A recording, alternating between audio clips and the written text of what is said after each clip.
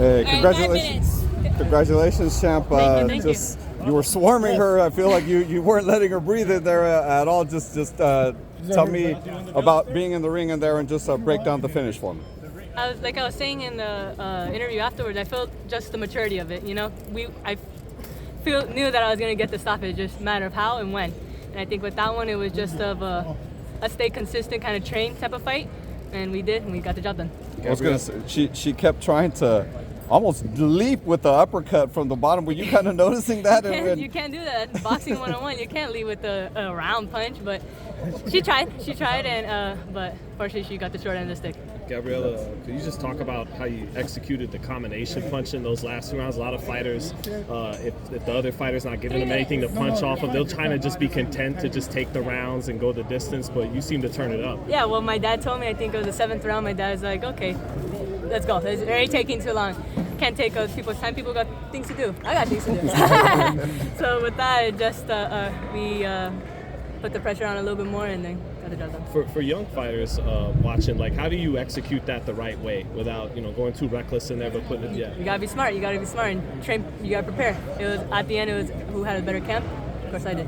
Gabby, you took on someone who was undefeated 19-0. You made her look, pretty basic from my point of view.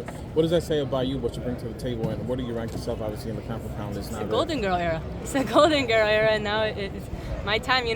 This is my first main event. I had to close it off with the bang. Now, you mentioned moving up in weight class. Who do you have in mind as far as facing forward? Moving up, I didn't mention that. I said moving down. I moved down. Yeah, but you can make 108, 105? Yeah, I can. Yes, I can. It's just whoever has the belts at the time, Just like what I said before when I was doing the 112. Before I was even only had the IBF. It's whoever has the belts. People are always changing, so boxing is always changing. With that, whoever has the belts at the time. Is that next for you then, 108? Who knows? I'll talk back with my team. We gotta talk back with Golden Boy, with my team, and see what we have. Gabby, being a 112-pound female fighter, it's an uphill climb to try to cross over, become a star. Is that part of why you fight in that fashion? You want to deliver statements each time out? The crowd goes crazy. People like home runs, people like touchdowns. Boxing, people like knockouts, and that's what we gave them. 2 minutes seems to be enough for you to knock out opponents.